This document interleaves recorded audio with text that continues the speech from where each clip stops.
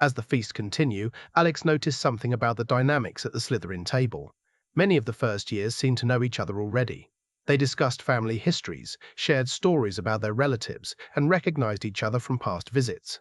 It was clear that many of them came from wizarding families with deep roots in the magical world, just like Vivian, who seemed to be on friendly terms with a few others at the table. Alex, on the other hand, sat quietly, feeling somewhat like an outsider. He didn't mind being left alone, he preferred to observe. As the chatter around him grew, he remained focused on his food, cutting another piece of lamb and chewing slowly. Suddenly, a boy with short blonde hair, another first year, approached him with a smile. "Hi, I'm Randall Rosier. Why are you sitting here by yourself? You're Alex Wilson, right? I haven't heard of your family before. Are you from a foreign wizarding line?" Alex stifled a sigh and looked at Randall with cold, unreadable eyes. "No, I'm not from a foreign wizarding family. You haven't heard of my family because I'm Muggle-born. Is that a problem?" His voice was calm but firm, making it clear he wasn't interested in small talk. Randall's smile faltered as he realized Alex wasn't someone to be easily approached. "Oh, I see," he muttered, his expression stiffening. Around them, a few of the other students turned their heads, whispering at the revelation that Alex was Muggle-born. In Slytherin, this was a rare thing, and many of the pure-blood students exchanged curious or unfriendly glances. Alex didn't care. He found the entire situation amusing, seeing the other first years as just children with inflated egos. He had no intention of getting involved in their petty games or family politics. His goal was simple: to study, grow stronger, and stay out of unnecessary trouble. However, Alex was aware that his status as a Muggle-born wizard could make things difficult in Slytherin. Vivian had mentioned before that some students from pure-blood families might look down on him, and with the state of the magical world being tense, he knew he might become a target for those who sympathized with dark wizards like Voldemort. Alex made a mental note to focus on self-defense magic and other ways to protect himself as soon as possible. Randall, after getting the cold shoulder from Alex, slinked back to where he had been sitting near Travers. The two boys whispered to each other, and Alex noticed Travers smirking as he shot a glance in his direction. But when Alex locked eyes with him, Travers quickly looked away, shivering under Alex's intense gaze. The chatter around the table soon died down, especially after Slytherin's prefect, Vanessa Greengrass, gave the louder students a sharp look. Alex caught her eye and gave her a polite nod of thanks before returning to his meal in silence. He knew it was best to keep a low profile for now, at least until he got the lay of the land.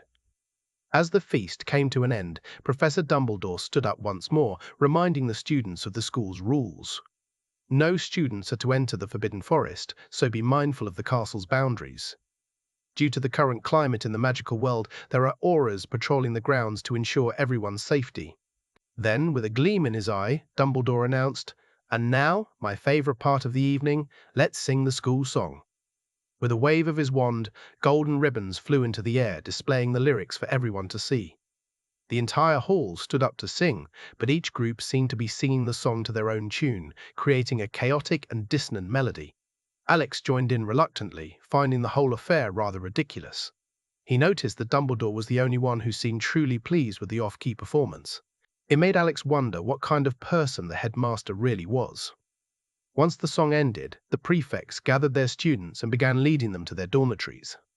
Vanessa Greengrass took charge of the Slytherins, guiding them through the castle's winding passages and down into the dungeons beneath the Black Lake. After a few twists and turns, they reached a solid stone wall. "Ouroboros," Vanessa said clearly, and the wall shifted, revealing the entrance to the Slytherin common room.